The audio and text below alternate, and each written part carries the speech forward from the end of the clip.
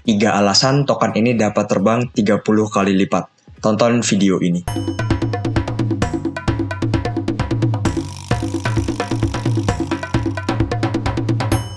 Halo semua, selamat malam. Hari ini saya akan membahas token kesukaan saya. Ini adalah Chainlink ataupun kodenya Link kawan-kawan. Ini merupakan 3 alasan saya secara pribadi untuk membeli koin ini. Karena menurut saya token ini dapat naik sekitar 20 hingga 30 kali lipat untuk beberapa tahun ke depan. Daripada lama-lama, kita akan mulai masuk ke dalam videonya. Oke, jadi alasan pertama saya adalah di mana Chainlink memiliki banyak produk kawan-kawan dalam ekosistem kripto. Mungkin dulu yang kalian tahu Chainlink ini hanyalah suatu oracle ataupun penyedia data ya kawan-kawan. Itu merupakan bisnis utama dia sekarang kawan-kawan, di mana dia menyediakan banyak sekali data untuk DeFi dan juga di apps kripto. Mengapa Chainlink ini penting untuk data tersebut? Karena kawan-kawan proses memasukkan data di dunia nyata menuju data di blockchain membutuhkan banyak sekali validasi sehingga mendapatkan data yang terbaik, data yang paling jujur dan sebagainya. Dan Chainlink merupakan proyek yang bekerja pada hal tersebut. Berikutnya dia sekarang memiliki banyak sekali produk baru seperti misalnya di sini Cross-Chain Communication ataupun CCIP berhubungan dengan interoperabilitas ataupun komunikasi antar blockchain kawan-kawan. Berikutnya ada juga di sini kawan-kawan seperti data stream, berikutnya ada proof of reserve. Kita ingat bahwa kemarin pada saat FTX collapse, banyak sekali orang yang mulai sadar betapa pentingnya proof of reserve pada semua exchange. Berikutnya di sebelah kanan, bagian komputasi, dia memiliki fungsi juga di bagian VRF, ataupun berhubungan juga dengan gaming dan juga NFT untuk memproduksi angka random dengan sangat jujur kawan-kawan. Intinya berhubungan dengan NFT dan juga games. Untuk disclaimer kawan-kawan, sebetulnya kalian tidak perlu memiliki pemahaman yang terlalu dalam ataupun terlalu teknis pada suatu koin pada saat bull market nanti. Karena pada saat bull market nanti, sebetulnya fundamental ini hanya berpengaruh sedikit kawan-kawan. Yang berpengaruh banyak adalah naratif, berikutnya pom-poman orang dan sebagainya. Jadi, tujuan saya membuat video kali ini agar kalian paham apa yang kalian beli. Berikutnya karena saya tertarik juga terkait Chainlink ini. Oke, kita akan lanjut kawan-kawan. Nah, antara CCIP ataupun Cross-Chain Communication, berikutnya data stream, dan juga proof of reserve, 3 hal ini jika digabungkan akan menimbulkan satu narasi baru, yaitu adalah narasi tokenisasi RWA kawan-kawan. Pasti kalian semua sering mendengarnya, ataupun real world asset kawan-kawan, di mana aset di dunia nyata nantinya akan ditokenisasi menggunakan Chainlink ini salah satunya kawan-kawan di bidang infrastruktur. Oke, berikutnya alasan kedua saya untuk membeli Chainlink, di mana produknya banyak dipakai.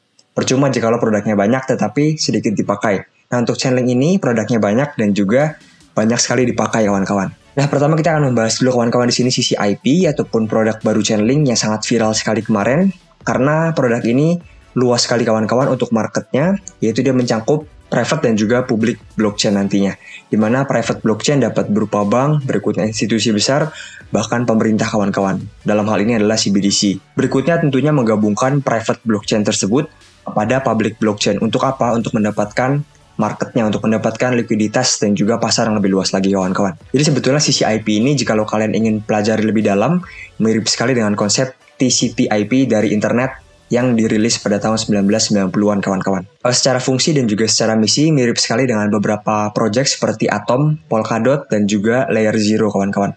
Tetapi secara teknis sangat berbeda sekali. Karena dia hanya sebuah standar, dia hanya sebuah protokol kawan-kawan untuk berkomunikasi. Kita akan membahas hal tersebut. Kita akan lihat bagaimana CCIP ini bekerja dan mengapa menurut saya hal ini dapat menjadi hal yang besar. Nah, founder dari Chainlink ini, Sergey Nazarov, ataupun kita singkat SN saja. Jikalau saya pantau, dia ini sangat mengutamakan yang namanya simplicity, kawan-kawan, ataupun kesimpulan orang dalam menggunakan CCIP ini. Dia menyebutkan bahwa bank-bank besar nantinya tidak perlu mengotak-atik database-nya, tidak perlu mengotak-atik jeroannya, jadi hanya perlu menghubungkannya dengan CCIP ini untuk mendapatkan likuiditas pasar yang lebih besar lagi. Dan sebetulnya memang CCIP ini merupakan sesuatu yang simple, kawan-kawan.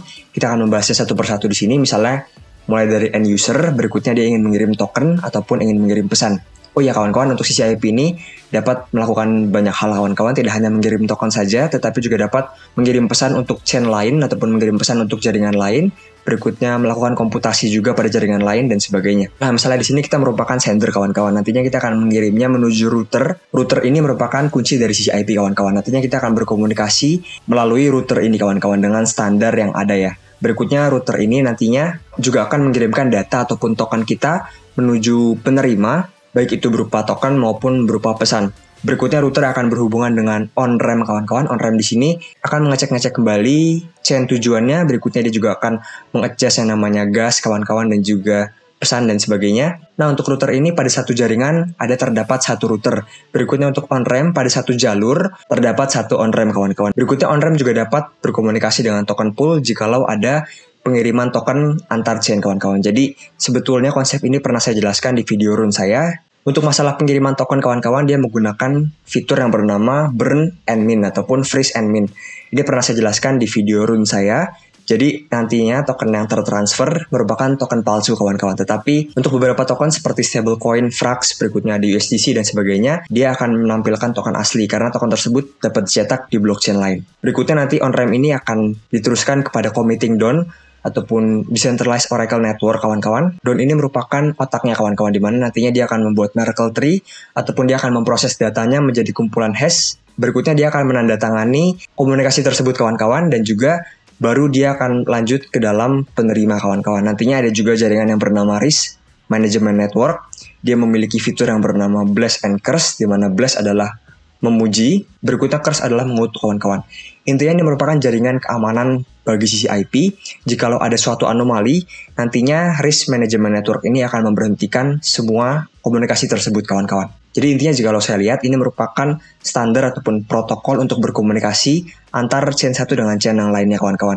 Dalam bentuk apa? Dalam bentuk coding kawan-kawan. Nanti kita akan melakukan coding untuk memanggil router, untuk berkomunikasi dengan router dan sebagainya. Berikutnya mengapa sisi IP ini dapat besar sekali? Karena kemarin ada acara yang bernama CBOS. Acara ini merupakan acara sangat besar sekali. Ada Swift di dalamnya. Swift ini merupakan lembaga yang sangat besar. Kalian dapat googling, terutama dalam hal transfer antar negara kawan-kawan ataupun antar institusi besar. Dan Chainlink ini sudah melakukan kerjasama dengan banyak sekali bank besar dan juga terutama bank-bank yang ada di bawah naungan Swift ini. Berikutnya untuk masalah Oracle kawan-kawan, tidak perlu diragukan lagi di mana Chainlink ini merupakan pemimpin dalam bidang Oracle. Jadi Chainlink ini dikenal dengan julukan yang bernama Cryptography Truth, di mana dia menyediakan data yang sebetul-betulnya betul kawan-kawan, ataupun data yang memiliki tingkat kebenaran tertinggi. Mengapa? Karena dia menggunakan Decentralized Oracle Network, ataupun ibaratnya jika ada satu sumber data, dia akan mengambil dari banyak sumber data, berikutnya dia akan mengolah lagi data tersebut melalui node-node Oracle-nya, sehingga dia menghasilkan data terbaik kawan-kawan, ataupun data yang paling jujur ya. Dan Chainlink ini merupakan market leader di bidang Oracle kawan-kawan. Ada banyak sekali, terutama yang baru-baru ini, SushiSwap, dia berintegrasi dengan CCIP kawan-kawan, sehingga orang dapat mentransferkan satu koin native dengan koin lainnya.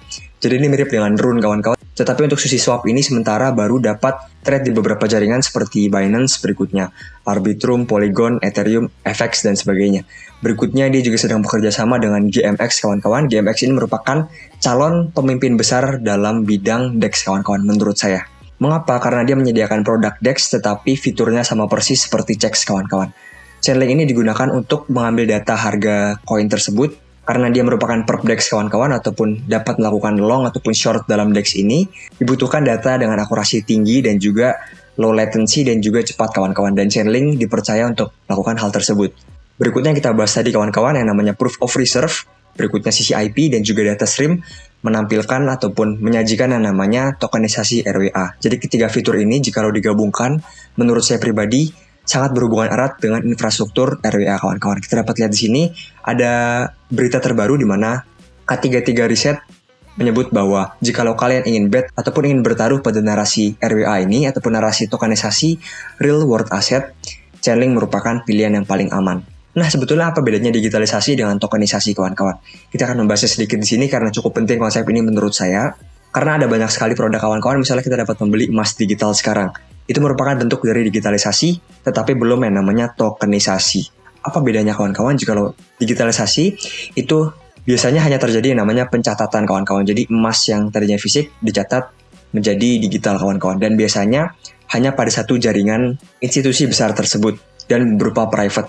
Sedangkan tokenisasi nantinya aset tersebut akan diakui pada seluruh internet karena dia menggunakan blockchain. Berikutnya dapat juga terjadi transfer, berikutnya komputasi pada aset tersebut pada jaringan yang sama, yaitu adalah jaringan blockchain kawan-kawan. Intinya lebih kuat lagi untuk utility dan juga secara value kawan-kawan. Blockchain ini memberikan internet value menurut saya. Jadi blockchain ini memberikan internet ini suatu nilai kawan-kawan. Berikutnya alasan ketiga saya untuk membeli Chainlink adalah di mana Sergey Nazarov ataupun founder dari Chainlink.